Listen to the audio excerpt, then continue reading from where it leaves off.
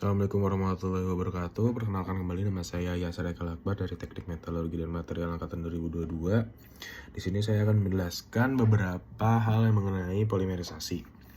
Nah, secara simpel, polimerisasi adalah proses sintesis monomer dengan monomer yang lainnya. Jenis monomer bisa alternating seperti ABAB ataupun homopolimer yang sepanjang rantai polimernya ini memiliki monomer yang sama. Dengan syarat monomer tersebut harus mempunyai dua gugus fungsi yang aktif dan bisa saling berikatan. Nah, dalam proses produksi, polimerisasi adalah bagian utama karena disinilah polimer dihasilkan, dan melalui proses ini sebuah polimer bisa dimodifikasi tergantung dengan monomernya. Karena ada dua jenis rantai polimer, yaitu copolimer dan juga homopolimer. Nah, copolimer ini adalah jenis polimer yang dimana monomernya berbeda dan bisa menghasilkan polimer yang memiliki keunggulan melalui sifat unggul dari monomer yang berbeda. Nah, proses polimerisasi ini ditujukan untuk memiliki waktu sintesis yang rendah dan juga biaya produksi yang rendah sehingga bisa menghasilkan profit. Jadi aspek-aspek tersebut adalah aspek yang diharapkan pada proses polimerisasi sehingga pada proses produksi sebuah polimer itu bisa mendapatkan jumlah cost yang lebih rendah. Nah, dua jenis atau dua metode polimerisasi yang utama adalah chain growth dan juga step growth. Nah, perbedaannya ini secara signifikan, chain growth ini adalah sebuah metode polimerisasi yang membutuhkan sebuah initiator untuk membuat sebuah monomer memiliki gugus fungsi yang reaktif. Namun, kebalikannya untuk step growth, monomer tersebut sudah memiliki dua atau lebih gugus fungsi yang reaktif atau bisa disebut difunctional, dan kalau untuk 3 dan selebihnya itu seperti trifunctional dan yang lainnya, sehingga step growth ini tidak memerlukan sebuah initiator. Nah, mari kita bahas chain growth polymerization. Nah, chain growth polymerization ini adalah sebuah metode yang memiliki 3 tahap utama, yaitu inisiasi, propagasi, dan juga terminasi. Inisiasi adalah tahap pengaktifan sebuah monomer oleh sebuah initiator agar sebuah monomer tersebut memiliki satu gugus atau dua atau lebih gugus fungsi yang bersifat reaktif dan bisa melakukan sebuah ikatan dengan monomer lainnya. Nah, beberapa initiator seperti sinar gamma, electron beam radiation, dan juga sinar UV. Untuk salah satu jenisnya itu radical polymerization. Ada juga menggunakan kation seperti mineral acids dan juga Lewis acids. Ada juga initiator yang bersifat anionik yang membutuhkan initiator yang bersifat nukleofilik. Dan untuk coordination polymerization, proses polimerisasi ini menggunakan metal kompleks. Nah, selanjutnya setelah kita melakukan proses inisiasi dengan initiator, tahap berikutnya adalah propagasi, yaitu salah satu tahap dalam proses polimerisasi yang merupakan reaksi kimia di mana monomer-monomer bergabung untuk membentuk polimer yang lebih panjang. Nah, di dalam tahap propagasi ini, di chain growth polymerization, dia tidak memiliki sebuah tahap yang dimana proses pembentukan rantai tersebut akan terus-menerus terjadi. Nah, karena sifat sebuah polimer itu bisa bergantung pada panjang rantai polimernya, maka jika menginginkan sebuah sifat polimer, diperlukan juga sebuah tahap untuk memberhentikan proses pembentukan rantai polimer tersebut. Nah, langkah tersebut adalah termination. Nah, terminasi ini adalah tahap terakhir dalam proses polimerisasi yang merupakan reaksi kimia di mana pembentukan rantai polimer tidak lagi dapat berpartisipasi dalam proses propagasi, dan reaksi kimia tertentu menghentikan pertumbuhan rantai tersebut. Nah, kalau misalnya kita bahas initiator itu ada beberapa tipe initiator yang bisa mengakibatkan perbedaan properties. Seperti contoh mudahnya adalah inisiator yang kuat bisa membuat panjang rantai polimer lebih panjang dan juga berat molekul polimer yang berubah.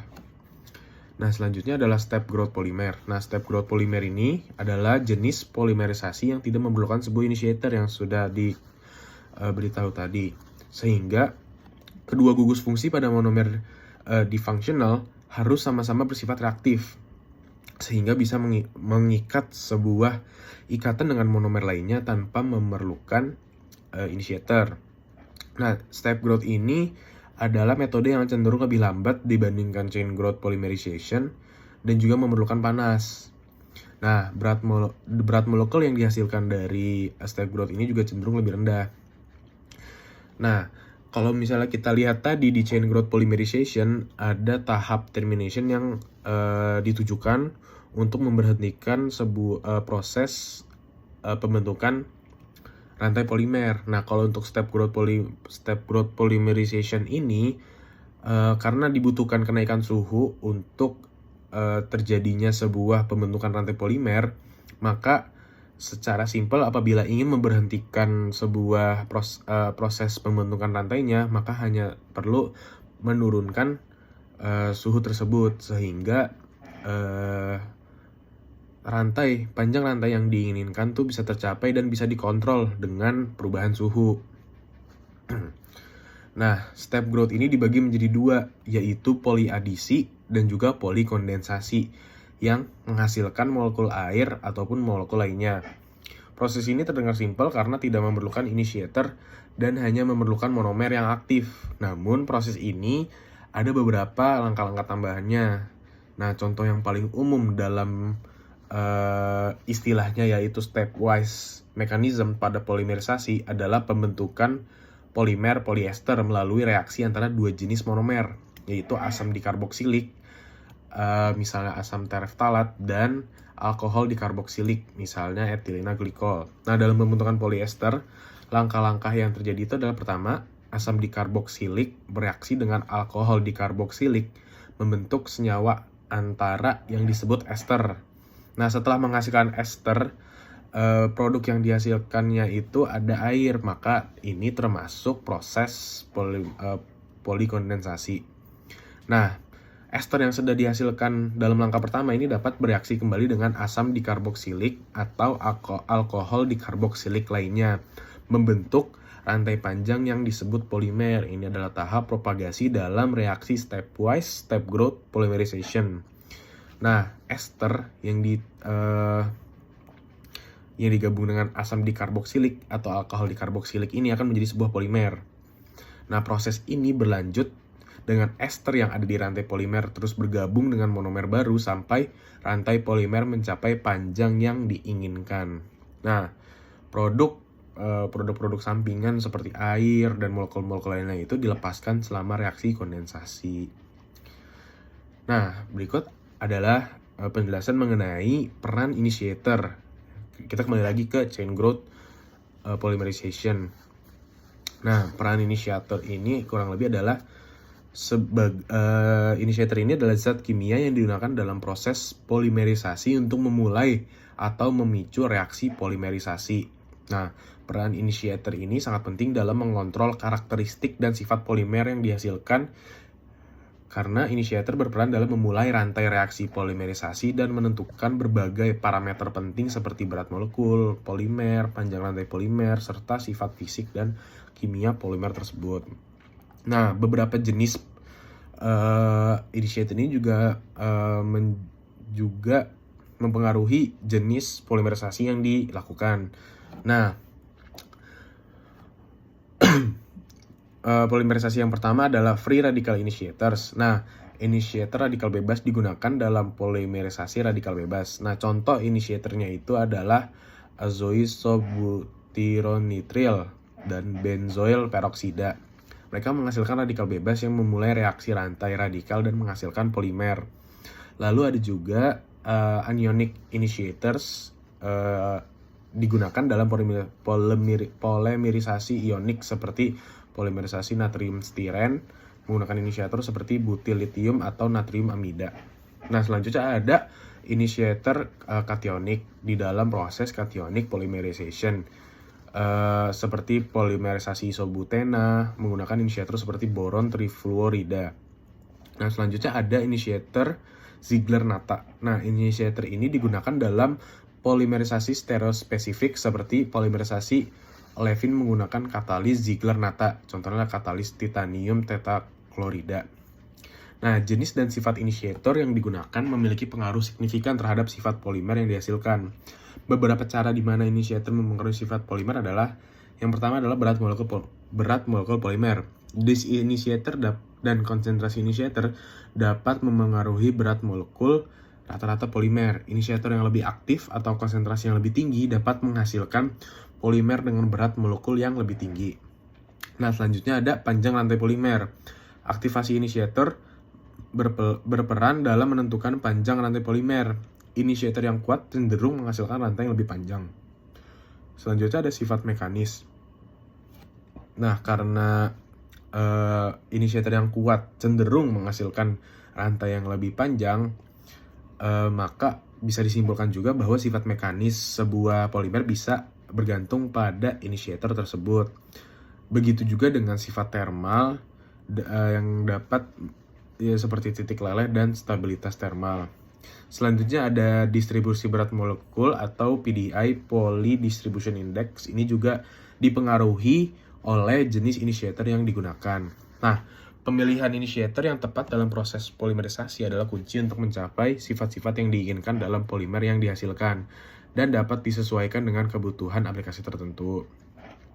Nah, kembali lagi ke step growth polymerization, dalam proses menghasilkan polimer dengan berat molekul yang bervariasi, karena setiap langkah reaksi kondensasi hanya menghasilkan satu antara dua monomer atau prekursor yang memiliki gugus fungsional reaktif, maka variasi berat molekul ini terkait dengan konsep fungsi atau functionality dalam konteks ini. Dalam konteks polimerisasi, pertumbuhan langkah fungsi merujuk pada jumlah gugus fungsional reaktif yang dimiliki oleh setiap monomer atau prekursor. Nah, gugus ini adalah tempat di mana ikatan kimia baru terbentuk selama reaksi kondensasi. Fungsi dapat berbeda antara berbagai monomer atau prekursor. Ketika dua monomer dengan fungsi yang sama bergabung dengan reaksi kondensasi, hanya satu ikatan yang terbentuk di antara mereka. Dan ini menghasilkan rantai polimer dengan berat molekul tertentu. Namun, ketika dua monomer dengan fungsi yang berbeda bergabung, jumlah ikatan yang terbentuk bergantung pada perbedaan dalam jumlah gugus fungsional reaktif pada masing-masing monomer. Ini menghasilkan rantai dengan berat molekul yang berbeda. Nah, dalam pembentukan polimerisasi, beberapa aspek dapat diubah dan dimodifikasi tergantung pada metode yang digunakan dan juga jenis monomer yang digunakan. Seperti trifunctional monomer bisa membentuk cross-linking atau branching yang nantinya akan membentuk sebuah elastomer atau termoset. Dan juga tipe pada chain growth yang membutuhkan initiator untuk melakukan reaksi, juga bisa menentukan berat molekul yang bisa memengaruhi properties dari masing-masing polimer.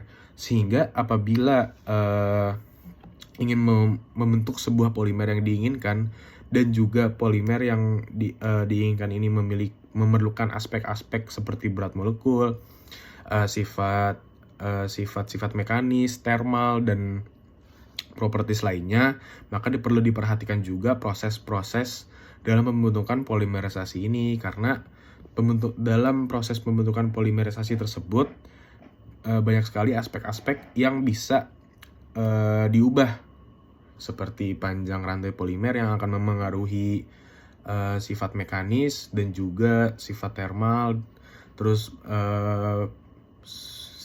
step-wise mechanism yang akan mempengaruhi berat molekul dari polimer yang sedang dibentuk. Nah, mungkin segitu saja. Terima kasih. Wassalamualaikum warahmatullahi wabarakatuh.